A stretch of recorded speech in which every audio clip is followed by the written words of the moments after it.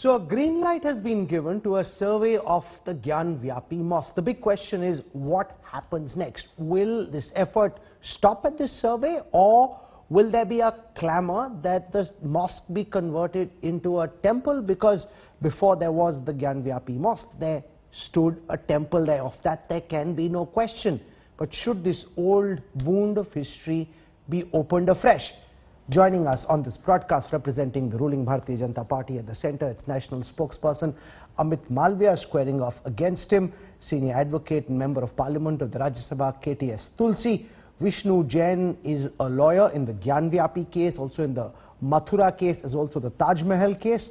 We've got Sharat Pradhan joining us for perspective from Lucknow. Hari Shankar Jain is an advocate in the High Court in Lucknow. He's representing the Hindu petitioners and heading the survey team at the Gyanvapi Mosque complex.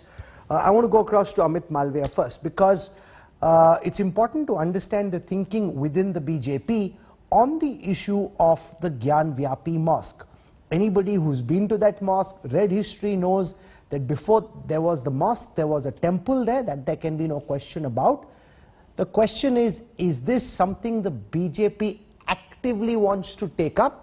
When the Ayodhya judgment came out, there was a sense that all other such disputes would be left on the side. You wanted to focus on development. Do you now believe that reinstating the status of the Gyanvapi Mosque is something that is important for the BJP at the centre and in UP? Rahul, this debate should not be about the BJP. This debate should be about India. India as a civilization. Any society that does not own up its history is doomed to repeat it. And that is exactly what we did for the last 7 decades, when distorting history became part of the Congress lastly, and the communists who often supported the Congress in the center and several other states, that they used history as a tool of propaganda, a tool to further their idea of secularism. And that is why you have the rift that you see in the society today. Why shouldn't Ayodhya have taken so long to resolve? Why have we not owned up that Gyanvapi Mosque was built over a temple, and similarly Mathura? Again, but Mr. Malviya, that's a rhetorical answer to a very specific question. We'll deal with society in a moment. I'm asking you a straight question as the BJP spokesperson. Do you believe the time has come for the Gyanvapi Mosque to be turned and restored back into a temple? Is that what the BJP is pushing for? I am saying that it is time to reconcile to our past. That should be done by the Hindus as well as the Muslims, and they have to realize that we have a shared past. They may have opted for a different religion because of these aggressors who demolished our temples and built these mosques as signs of oppression, but they are culturally Hindus and we share the same roots. Therefore, whether or not this Gyanvapi Mosque is restored to the original temple or not is something that we will know as we get along, but it is important to recognize that there is a past, and the past is that of these aggressors demolishing these Hindu temples and building mosques over it, and that too on the holiest shrines of Hindu, in the holiest city of the Hindus, namely Banaras and Mathura. Ayodhya, we've seen, was a long protracted battle where the Congress stood by the Muslim appellants against the Hindu interest, knowing fully well that Ayodhya is of significant importance. So what happens next? The answer is in the womb of the future, but for now it is important to reconcile and acknowledge our past, and that is what this step is towards. KTS Tulsi, Amit Malviya on the show saying, forget the restoration of the mosque back into a temple. That's a question for later. At this moment, what the BJP is seeking, what Hindu Samaj is seeking, is that there must be an acknowledgement that the Gyanvapi Mosque is actually the Gyanvapi temple, and that and if anybody were to travel to that mosque, given the fact that there's a statue of Nandi there, given the fact that it's in the middle of a temple complex, it doesn't requires stretching the imagination to come to the conclusion that it's a temple. There are enough visible signs that this was originally a temple complex. Amit Malviya is saying it's time that India acknowledge what happened during the Mughal era and that there stood a temple there.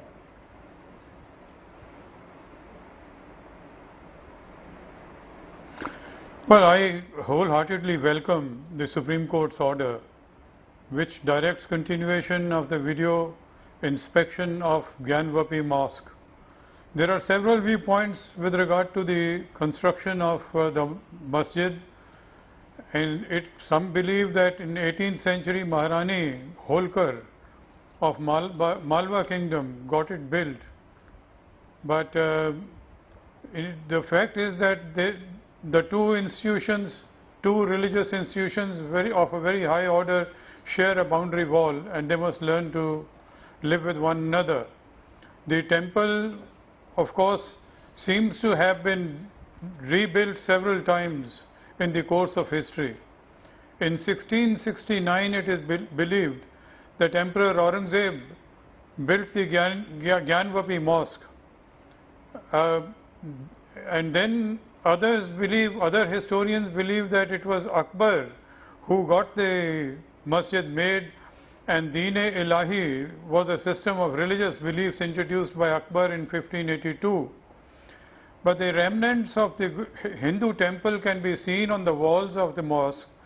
That is what is being claimed, but the Supreme Court has ordered the most reliable system of acquiring the truth, and that is the video of the inspection of the mosque while on the walls, wherever there appears to be a proof of the existence of the temple or non-existence of the temple will all be considered later.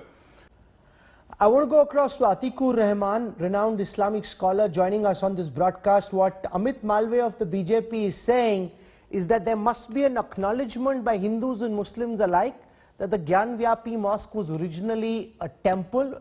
They're not pushing for the mosque to be turned back into a temple. Just this moment they're saying the whole purpose of surveying the mosque is to establish with videographic evidence that there once stood a temple where the Gyanvapi Mosque now stands.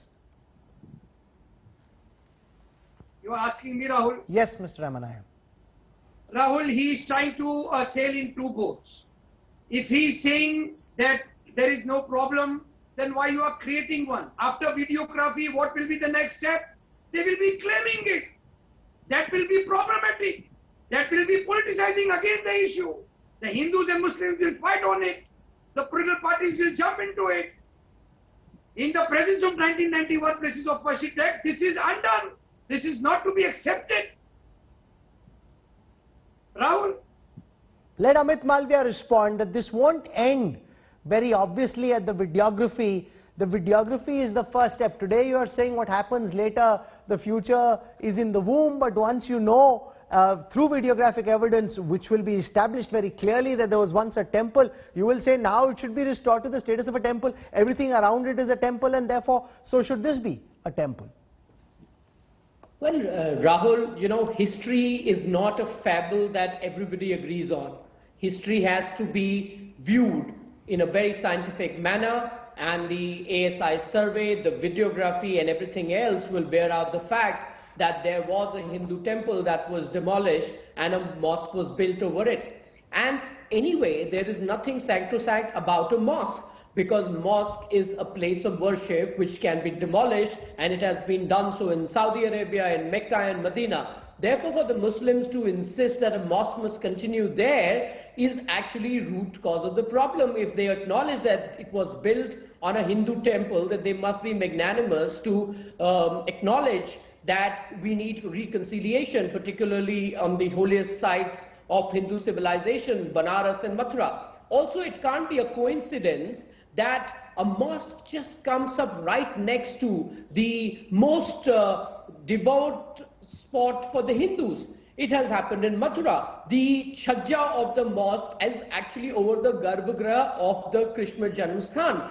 Now it has to be a devious, oppressive agenda of an aggressor who did that. Let Atiq Ur Rehman respond to it. No, let me finish this, yes. Rahul. I don't know why Indian Muslims relate themselves to these aggressors, because they have nothing in common with these aggressors. In fact, they are Hindus who were converted probably at gunpoint and have been Muslims for the last 2-3 generations. But originally they are Hindus by culture. So the Indian Muslims should stop associating themselves with these aggressors and identify themselves as Indians first, who culturally share the same bond with the Hindus of this country. I think that approach will reconcile a lot of these differences these so-called clerics and Islamic scholars today claim to espouse.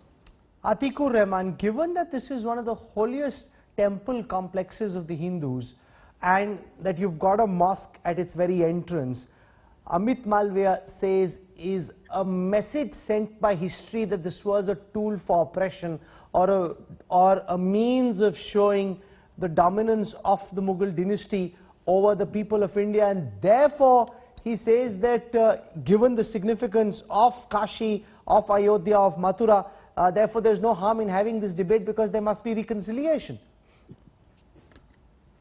Accept it, Rahul. Please come clean, Mr. Malviya. Please come clean on the issues. If you want to demolish this masjid and build a mandir, you come clean. You are in the government. You have the power. Repeal the 1991 Places of Worship Act. Amend it. And what you are saying is that the Muslims are trying to equate themselves with the Mughal rule. We have some kind of a heroic this thing of the Mughal rule. The Mughal period, the Middle Ages, Mr. Malviya, was an age of imperialist expansion. There was no constitution. There was no United Nations Human Rights Charter at that time. Whatever the Mughal and the Delhi Sultanate rulers did, how can you say that the present Muslim generation of India, also the Hindu generation, they are equating themselves to the Middle Ages? The Hindus and Muslims of India want to live in peace. You go by the law, sir. You repeal the 1991 places and make a long list. Whatever masjid you want to rebuild, your mandir, make a list, form a committee of experts, historians, Hindus, Muslims, go by the law. You have the parliament, you are under oath. You have the power to legislate upon.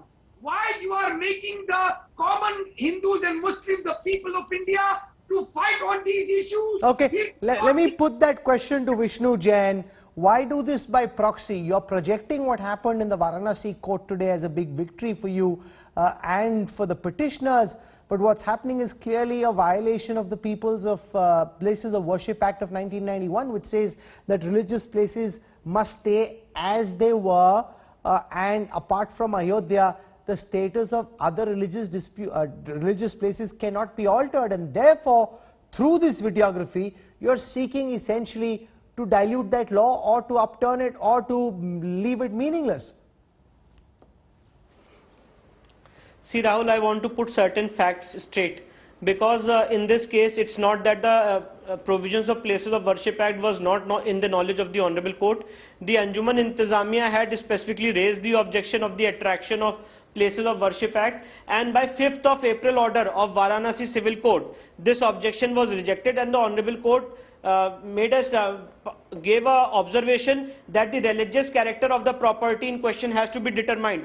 Against this order, the Muslim side, the Anjuman Intizamiya, went in appeal before the Allahabad High Court, and by an order dated 21st of April 2022, their petition was rejected. Now the point in issue is this, that Places of Worship Act is read in isolation by everyone in this country. Section 4 subclause 2 of the Places of Worship Act uses a word religious character. That what is the religious character of the property in question on 15th August 1947 will remain the same. For example, if I want to explain my conversation by an example, that if I enter a mosque and I put a idol there, the religious character of a mosque will not change, and vice versa. If someone enters into a temple and offers namaz, the religious character of the temple will not change. And to counter the to counter the point of Places of Worship Act, I have two more points to make, if you permit me. Yes, please go on. Go on. Yes, I have, see, so far as the Kashi Vishwanath case is concerned, in 1983 the UP government has passed a special legislation declaring the entire property, declaring the disputed structure as the Jyotirling, and declaring that entire property west in the Jyotirling. Section 4 of the Kashi Vishwanath Act of 1983. So that happened prior to 1991. Apart from that, Deen Mohammed's case, civil suit number 62 of 1936. That time no political party was in existence. The British government gave an affidavit before the Honourable Court in Deen Mohammed's case, saying that this property does not have the religious character of a mosque, it is not a waqf. Deen Mohammed went in appeal before the Allahabad High Court, and in 1942 their appeal was rejected. And third point, 1997 6 SCC page 606, the three-judge bench judgment of the Honourable Supreme Court para 1 specifically notes that how this temple was demolished by the invaders.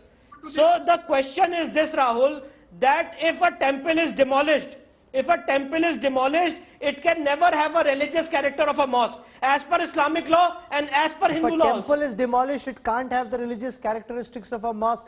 Atiq Ur Rehman wants to make a quick counter. Atiq. Rahul, Mr. Jain is going into the wordings of the 1991. What is the philosophy of the 1991 places of worship there? The philosophy is the people of India are no more to go into all these ambiguities of the legalities of the dharma and religion and Islam and Mazhab. We want to live in peace, and that is why, apart from Ayodhya and Ram Temple, this was made. The philosophy of the Parliamentary Act suggests that no more grudges between the two major communities of India. Am I wrong, Rahul? Let Amit Malviya come in on this. Atiq Ur Rehman says, if you want to scrap the law, you have parliamentary majority. Why try and find different ways of diluting the provisions of the law? Just go out and scrap it. But what you are doing is essentially against the provisions of the Places of Worship Act. Look, it is quite rich for Atiq Ur Rehmani to speak about the philosophy of the 1991 Act. If he's so spellbound by the philosophy, why did the Muslims not hand over the site of Ayodhya immediately after that Act was passed, abiding by the philosophy of the Act? Obviously, because there was no such intention, and it continued in a protracted legal battle. And we just heard Mr. Jain highlight specifics of the law dating back to 1930s and 40s, and of course all the points that he has mentioned predate the 1991 Act that is being spoken about. Also, the 1991 Act has to be read for what is written in the Act.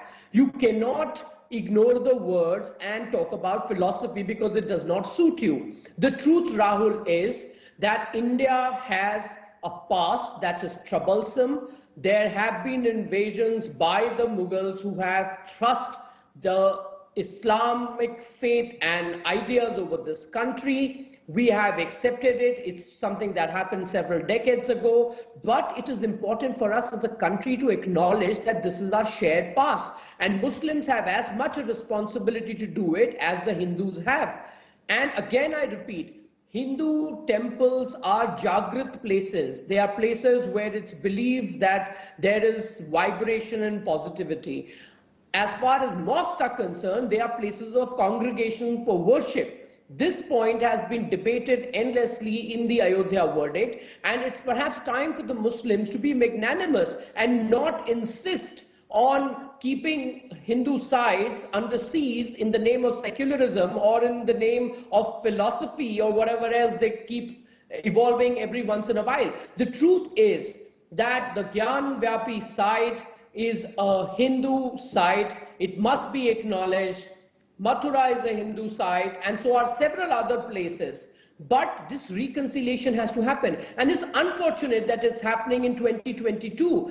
Frankly, it should have happened in the first decade after independence, but Nehru and then his progenies made distorting history a part of their secular, so-called secular agenda, and they were supported by the communists in this, and that has to be undone at some point in time if we have to have peace and tranquility and a society that stays together and grows together. Sharat Pradhan, sitting in Lucknow, what do you make of this new controversy? It was earlier thought that when the Ayodhya judgment came out, that other issues from the past would stay in the past. But given the way this clamor is building, now videography being permitted, it will establish that there was a temple, because in fact there was a temple over there, and then there will be a clamor from Samaj that now the status of the mosque must be restored to that of a temple, because that's where a temple once stood, and this is in the Kashi Vishwanath complex. How can there be a mosque there? Well, Rahul, is the question addressed to me? Yes, it is. Because your voice is terribly distorted. In fact, everybody's voice, there's something wrong with my audio. But anyway, what I feel about this whole thing is that appears to me, it appears a typical BJP and its allies design to replay what they did in Ayodhya, where of course Ayodhya is distinct from Mathura and Kashi, because in Ayodhya there was no coexistence of a mosque and temple, and it was only on what existed there was only a mosque until 1949, when there was when it is alleged that some idols were placed inside, and thereafter everybody knows what happened. So seems to be a complete replay of the events in Ayodhya, as I have seen them seen the events happening in 80s, and today the fact that they've managed to have their way in Ayodhya, despite not being enough evidence of the temple having existed there earlier, because even Tulsi Das never mentioned any existence of the temple there. But so there is every reason to believe today that they are in power. They may have their way even in Mathura and Kashi, and which is what they are trying to do. And what is being built is being systematically done only to forge a deeper divide between Hindus and Muslims, so that they can convert it into polarization of Hindu votes. Otherwise, there is no reason. As somebody rightly, I heard what I briefly heard, that somebody says, why don't you pass a law in the parliament and take it over? But the idea is to spread the word, to spread hatred, which is what it appears, and then make political capital out of it at the elections, which is what they have done. You are alleging that the BJP wants to use this, stoke this fire now, let it simmer, build it up before the 2024 elections. I want to let Amit Malviya respond to that. You know, I heard Sharat Pradhan, and people like him are actually root cause of the problem. He actually said that there was no evidence that there was a Hindu temple in Ayodhya. Can you believe it? People like him have existed on this planet who have been denying a Hindu temple for the longest time, when the Supreme Court, in a unanimous decision, has clearly said that there are overwhelming evidence to suggest that there was a Hindu temple that was demolished. So when you have people like Sharat Pradhan, and they represent the establishment that governed this country for 7 decades, that is where the problem lies. That is where the reconciliation does not happen. And Rahul, let me give you an example of Somnath. Somnath also had a history of invaders coming over and demolishing the temple several times, over subjugating people, and something that we have seen play out several times across this country, particularly the northern part of this country, because the invaders came right from the northern side of the hemisphere. It was restored. Today there is no controversy around Somnath at all. People go there, they have their religious beliefs, they practice their faith. It's a center for Hindus they are genuinely proud of, and rightly so. Why is it that there is a controversy around Ayodhya, Kashi and Mathura? Because there are people like Sharat Pradhan and several Muslim clerics, religious leaders and political ones who supposedly claim to be secular, including the Congress party and their allies, who foment trouble by instigating the Muslims and telling them that this is oppressive without telling them what their actual past or history is. It's time that we tell the Muslims of this country that the Hindus and the Muslims in this country shared a common past. We are culturally the same people, and what we see here is actually nothing but invaders destroying our combined culture. And that is the way go forward. That is the reconciliation we need. We don't need people like Sharat Pradhan anymore in this country. They are the ones who have ruined this country for 7 decades. And I'm glad the people have put them out to hang and dry in the last 7-8 years, that the Congress and its allies are out of power, including journalists like him. I want to go across to Hari Shankar Jain, who's the lawyer for the petitioners in this case. आपके हिसाब से जो videography हो रही है हरिशंकर जी, उसमें क्या निकल के आने वाला है? क्यों आपके हिसाब से ये जो पूरा सर्वे होने वाला है 17 मई से पहले इतना अहम है? खासियत क्या रहेगी? क्या निकल के आने वाला है आपके हिसाब से? देखिए, सबसे पहले आपके सवाल का जवाब देने से पहले जो अतीक उर रहमान साहब ने अभी कहा है, मैं उससे इत्तेफाक रखता हूं कि जो प्लेसेज ऑफ वर्शिप एक्ट है ये रिपील होना चाहिए।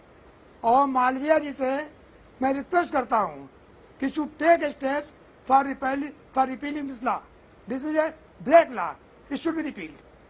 Number 2, if you go by the history, you will find if this act is applied, there is a Hindu temple on 15th August 1947 and puja was going on up to 1990. It is admitted fact.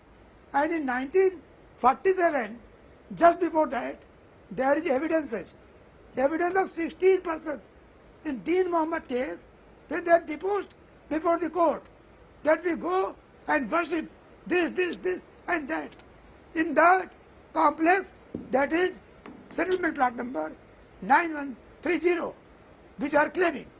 There is images of Goddess Sringar Gauri, of Lord Ganesh, Lord Hanuman, and several other visible and invisible deities. And that statement was not challenged by Muslims even in the High Court. So that evidence is proof that on 15th August 1947 and even thereafter up to 1990 there was puja was going on within the complex. And in 1990 Somnath Vyas was managing the Tekhana, which was actually a place of worship within temple complex. But the Muslims call it Tekhana because on the structure of Hindu temple they have constructed a superstructure which they call Gyanvapi Mosque. Now, if videography takes place, you will find that in Tekhana and there is under Tekhana. Tekhane ke niche Tekhana hai. There is all Hindu temple and several things will come out to prove the religious character of the building. And you kindly appreciate, the word is religious character. Mr. Atiq Ur Rehman and other Muslim fellow, they do not follow. They say, so now after Ayodhya, nothing will happen. Everything will happen. And we will take the recourse of law to get back all the religious places. Law says the religious character will not be changed.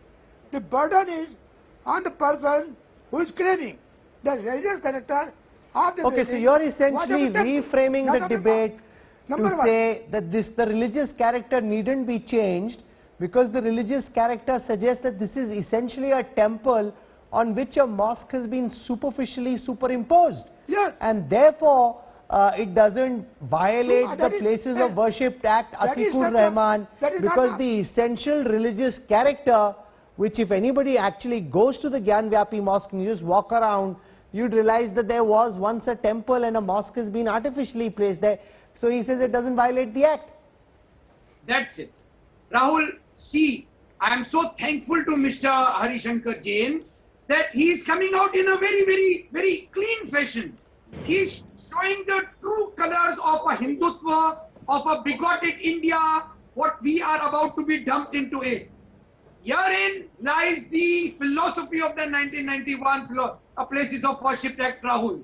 You repeal it. He is so rightly telling. He is in fact requesting Mr. Amit Malviya that use your parliamentary majority, the brute majority, repeal it because this is a violation of a parliamentary act, the temple of democracy. What are we demanding? Besides, Mr. Amit Malviya, have you left any Muslim leadership in this country? You are asking that the Muslims should be magnanimous in their approach. Who will show? I, Mr. Owaisi, the All India Muslim Personal Law Board, you recognize no Muslim. All Muslims to the BJP and the RSS fellows are jihadis. We are atanpadis. We have no meaning. We are second-class citizens, sir. Who will show the magnanimity? Tell me. What are you talking about? Okay, I want to show our viewers what happened in the Taj Mahal hearing today. An attempt to get the Taj Mahal's locked rooms open to see if they contain Hindu idols has been soundly rejected by the Allahabad High Court. The Allahabad High Court rejected the petition for the opening of these 22 rooms of the monument and said, let historians decide the truth about the Taj Mahal. Earlier, the court slammed the petitioner and asked them not to make a mockery of the PIL system. The petitioner stated before the two-judge bench that citizens deserve to know the truth, henceforth allowing him to go and unravel what's inside the locked rooms. However, the bench took a dig at him and said that tomorrow he might even ask permission to see what's inside their chambers. The court said that an order for performing a specific statutory duty only gets issued when rights have been infringed. The high-voltage campaign that rode on the back of claimed remnants of a Shiva temple inside the Taj Mahal hit a wall today, with the High Court judge not just throwing out the plea but giving the petitioner a piece of his mind. याचिका दी है जो मैंने उसमें बहुत simple सी मांग रखी है कि उन जो 22 कमरे हैं जो विवाद के केंद्र हैं, समय समय पे उन्हीं कमरों को लेकर विवाद होता रहता है। वही 22 कमरे, जो भी 22 कमरे हैं उसके नीचे क्या है एक बार सामने कर दीजिए। मैं तो बहुत सिंपल सी मांग कर रहा हूँ। ना मैं इस मांग को लेकर गया हूँ कि वो शिव मंदिर है, ना मैं इस मांग को लेकर गया हूँ कि वो तेजो महल है, ना मैं ये कह रहा हूँ कि मैं इससे भी इनकार नहीं कर रहा हूँ कि ताजमहल नहीं है। मैं कह रहा हूँ कि ठीक है, जो भी चीजें हैं मुझे उसके कोई प्रश्न नहीं उठाना है। बस मेरी बात इतनी सी है कि वो जो 22 कमरे हैं उसको एक बार सार्वजनिक कर दिया जाए, क्योंकि विवाद वो सदा के लिए खत्म हो जाए। Vishnu Jain, you've been involved in this case as well, and what happened at the Allahabad High Court is very direct, asking the petitioner to do an MA, do a PhD, do some research, and roundly throwing that petition out of the window.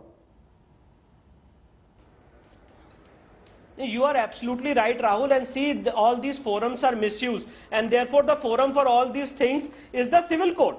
If you will analyze all these petitions, they are filed in Mathura Civil Court, they are filed in Taj, in Agra Civil Court and in Varanasi Civil Court, because the original jurisdiction for all these petitions lies with the Civil Court. If someone will file a petition for I don't know whatever purpose before the Honorable Allahabad High Court or any High Court, such kind of observations are bound to come. Because as per the CPC, for all these things, the original jurisdiction lies before the Civil Judge Senior Division. And therefore, if you will analyze all my cases, everything is filed before the Civil Court. And no order, no petition has been dismissed. The Taj Mahal suit has been admitted. The Mathura suit is pending in appeal before the District Court. The judgment is to be pronounced on 19th of May. So far as Varanasi case is concerned, all the 7 cases are admitted, because all these things have to be filed before the Civil Court. You know, your critics will say, Amit Malviya, that this is a weapon of mass distraction at a time when inflation is inching up, at a time when interest rates are going up, at a time when economic growth is being challenged. The government of the day is finding diversionary measures to keep people engrossed and engaged, so that real issues of the economy, real issues of what's happening to food prices, what's happening to inflation, what's happening to fuel prices, for example, aren't taken up, that you're basically engaging in a mass game of distraction. Rahul, I urge you to call for a debate tomorrow on all the issues that you've listed, from inflation to unemployment to jobs to fuel prices, and I'll be happy to come on your show and tell you exactly what the government has done. It is not for the government to use these cases which are of significant cultural and historical importance as distraction. You can't call them distractions. These are not distractions. These are about our existence. They are as important to us as getting food on the table. Ram and roti have to go together. It can't be an exclusion of each other. So let's not accuse the government of distracting, because for the last 7 decades, when these matters were hushed under the carpet, it's not as the economy boomed, it's not as if our per capita income is $40,000. No, it isn't. So the governments before us who claim to be secular, namely the Congress and its allies, actually subjugated the Hindu interest and humiliated them culturally and did not even give them economic development. This is not a distraction, it's a crucial cultural and historical issue. We are dealing with the economy, says Amit Malviya. We're trying to fight inflation, but these are important issues that need to be taken up as well. Final words, Atiq Ur Rehman, I'm out of time. Yeah, in fact, I agree with Mr. Amit Malviya that this is a soft approach, Rahul, of the Congress and the other parties, that this is a destruction with the various social issues. No, The harder approach I am taking is, this is a Hindutva Rashtra, a bigoted state, a theocracy in the making, like Pakistan. It is not at all on the social issues.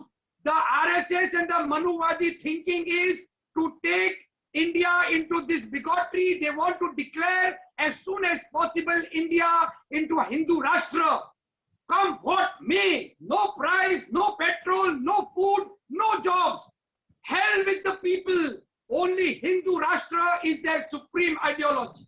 Well, it's also in some ways incumbent on the media to ensure, as we've been trying, that it's not just these issues of the Gyanvapi Mosque, the Taj Mahal, but also inflation that are taken up, and we've been doing that. We'll continue to do that. We'll call Amit Malviya back for a discussion on what's happening with the economy very soon. But I want to thank our guests, Vishnu Jain, Hari Shankar Jain, KTS Tulsi, Atiq Ur Rehman, Sharat Pradhan and Amit Malviya for joining me on the Newstrack.